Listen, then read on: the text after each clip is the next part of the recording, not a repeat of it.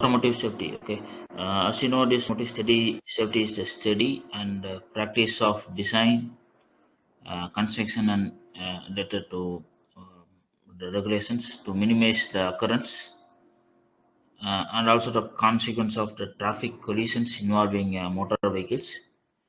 And this road traffic safety is more broadly classified related to the design that we do for vehicles.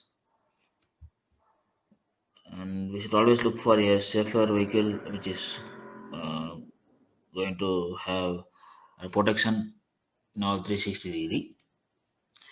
And according to the World Health Organization, we have 80 percentage non-safe cars which are sold in the world which are not compliant to the regulations and the safety standards.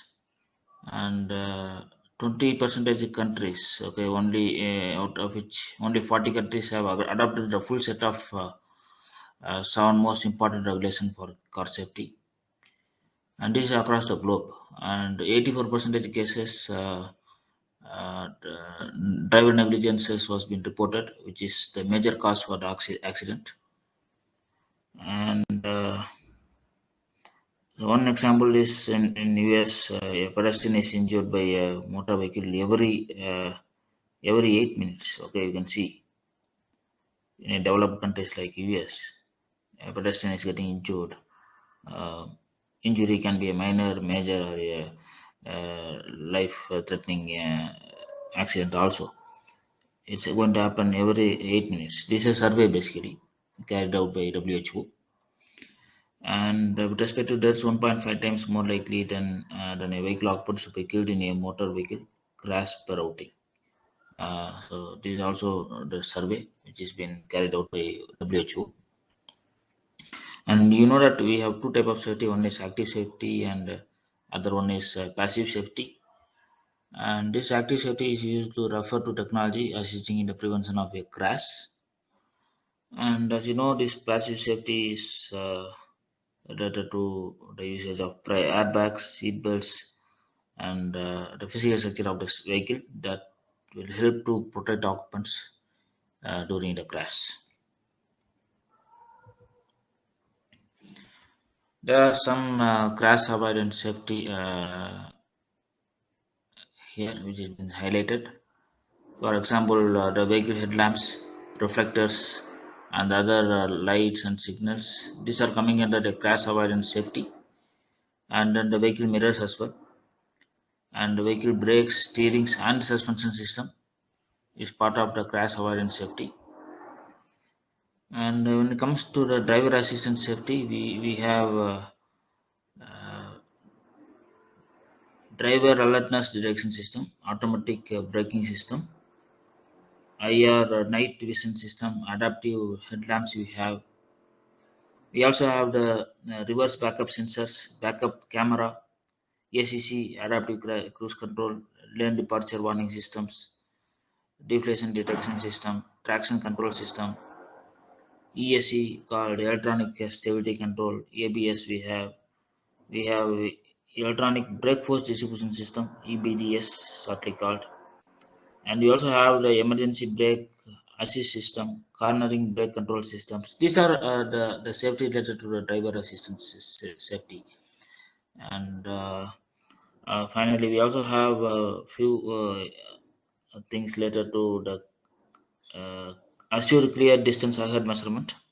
Like this is with respect to the distance and also the speed governance system you have, pre-crash system you have, and automated parking system, obstacle detection sensor systems.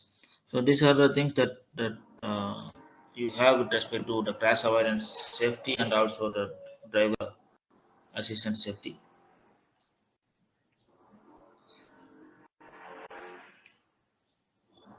Let us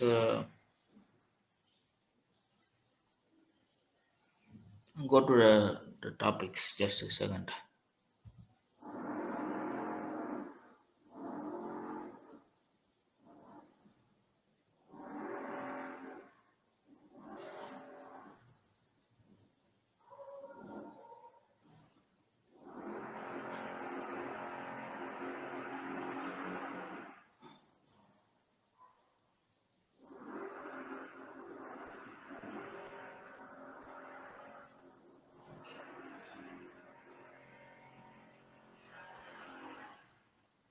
Okay, let us go to the topic crashworthiness. As you know, this crashworthiness is a science of optimizing the vehicle structures that can absorb the crash energy by controlled vehicle deformations while maintaining the adequate space so that the residual crash energy can be managed by the resistance system in order to minimize the crash load transfer to the vehicle occupants. And we have seen some of the crashworthiness requirement as well in a few previous classes, which is it should be deformable, but it should be stiffer.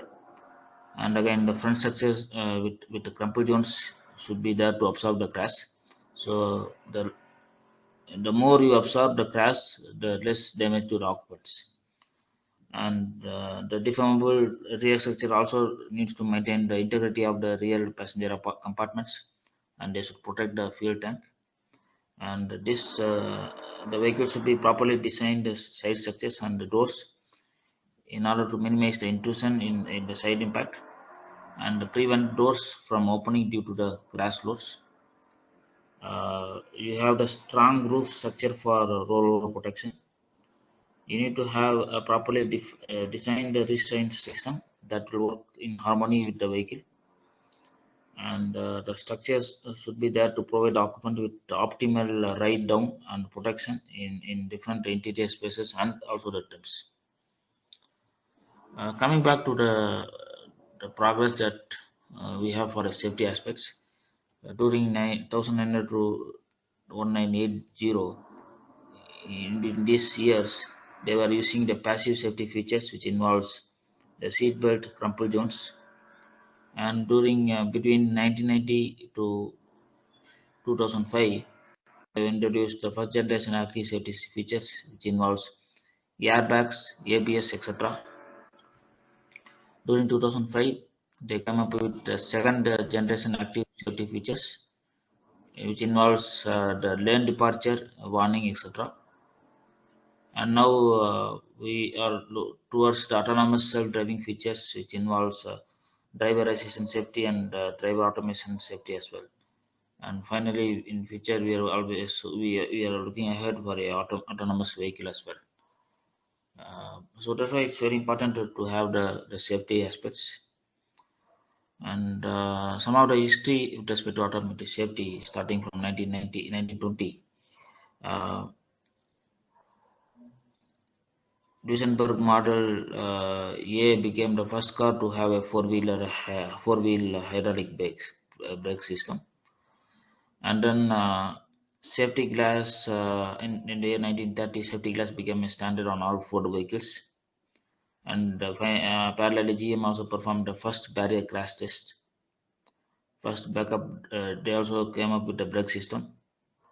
During the 1940s, uh, American Tucker built with a padded dashboard, and they came up with a headlight, front steel bulkhead, and also the front safety chamber, along with the disc brake and safety gauge. And during 1950, first headrest for seat was being introduced, and a radar-based crash avoidance system by the UN forum has been set up, means established for the regulation purpose. During 1960, NTSB, called National Transport Safety Board, was being created in order to look at the regulation standards and also to set up some of the safety laws in US. And during 1970s, GM offered the driver and passenger airbags as optional equipment, and Volvo, they developed the first rear-facing child seat during the 1970s. So these are some of the history with respect to the automotive safety. And then let us see a few more safety aspects from 1980s to 2010. Um, During 1980s, what happened is the US law, what has been created during the mid of 1970s, they come up with some more further law stating they're going to have the, the central third brake light, which has been made as a mandate basically. And again, during 1990s, Volvo introduced the world first car with side airbags. And then European new car assessment program was been established to test the new vehicle safety performance. See, now what we are using NCAP for frontal crash or a side crash or a rear crash, which we have seen some of the during some of the session and the last classes. So this is basically coming. Those standards are coming from NCAP and with various speeds basically. And during 2000 year 2000 NHTSA, they released a regulation making a trunk which has been very mandatory for a cars. And even we have seen some of the videos with respect to the side impact crash tests made by IAHS as well. And during 2010 onwards, what happens is EC, the European Council, and then they've set up the regulations which should have the brake assisted systems, and it should also have the ESP, electronic stability system program system. And TPMS also became a mandatory. With also the driver seatbelt reminder, we have SBR called seatbelt reminder. And ABS also become some of the it become mandatory on even in motorcycles as well in the Europe. And again, there are some revision happened with respect to automotive safety features, which involves the speed assistance systems, the drowsiness and distractions alert. Say, for example, when the driver is about to sleep, those alertness also been given in the vehicle. And the vehicle also come up with some of the data recorders, emergency braking system, tire pressure monitoring system, emergency stop signals, reversing direction, and also they also have the safety belt warning. And those warnings have been given through audio or some of the alarm systems. And they also come up with some master control switches and monitoring the driver movement as well.